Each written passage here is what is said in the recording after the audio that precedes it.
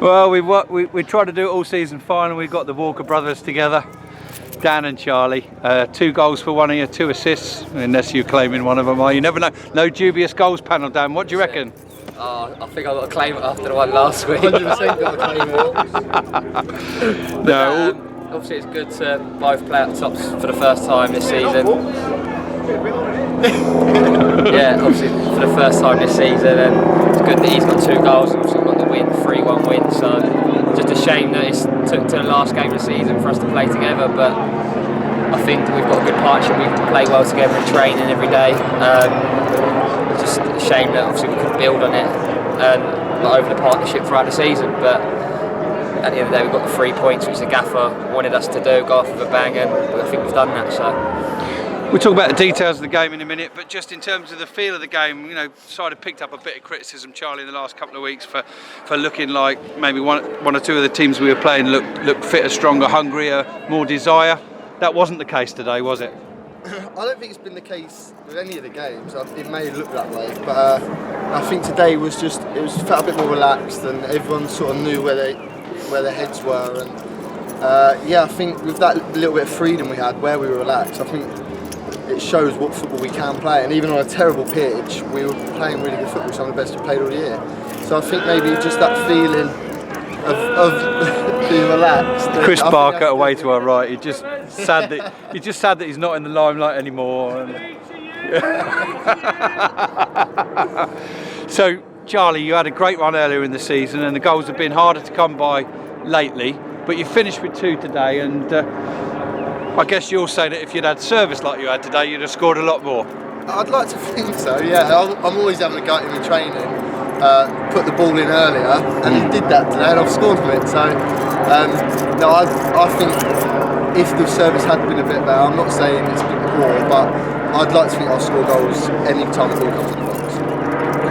And Dan, yourself, how many is that for the season? Is it 3 in the end, is it, if you're counting that one today? I don't think I can claim that one, but it would be 3 in the last 3, I think 9 or 10 assists. So. And that's the important fact I was going to come on to. You had already before today you'd actually created the most chances, goal scoring chances for Aldershot Town this season, and you kind of rubber stamped that with 2 more today. The Aldershot Town fans love a try, and you always give 100% effort. And even when occasionally things don't go right, as they did on the right wing in the first half, as we said on air, you'll get up and you'll come back again. Dan Walker's a trier. Yeah, I think even Chaz is the same. We both pride ourselves on working hard for the team, and even if things don't go our way, we'll still like to think that we'll put in effort. Whereas I know we've been criticised previously about certain players not working hard for the team, but I think we do try to give 100% every game. Like, it might not always go our way and we might lose the game, but we still like to give everything for the fans and for ourselves and for the manager. But like, it's just a shame that it's finished the way it has this season, because I think not only me but a few of the other lads thought that we could have done a bit better than where we finished, maybe just outside the playoffs. But it's obviously nice to win the last game, but at the end of the day, I think it's been an up and down season which has ended on a high. For some reason, Charlie, we've produced our better form generally away from home. We've ended the season with 7 wins at home, but 9 away from home. Anybody been able to put their finger yet on why that is? No, it's easy. We don't know why. I don't know what it is. I don't know if some of the boys prefer staying away from home and they do more of the better things when we go away. I don't know. I genuinely don't know what it is, but I just think it goes to show what we can do if we are consistent and we get our results at home. We could probably be towards the top end of the table. 261 Aldershot Town fans there today. They were doing the conga at one point.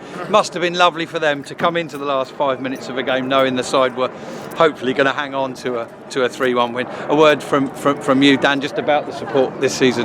Yeah, obviously it's been a mixed reception, I think, especially at home, because I think away from home the fans have been like excellent, but at home I suppose some of it's probably deserved because we haven't been great a lot of the home games. But the thing the fans I think fail to forget is when it's not going so well at home, instead of booing, which we've got quite a young squad, and not only even players like myself, you let things get to you. When you're getting booed a couple of times, you maybe go in your shell a bit and you don't try things you would maybe like to do. So I think understand that they're paying their money and they want good performances, but in the day that I think if they supported, I'm not saying they don't support well because we are very well supported, but if they got maybe behind us and understood a bit more, I think we maybe could have done a little bit better at home. I'm still, it's our fault for the performances because they haven't been good enough, but I think maybe we could have done a little bit better.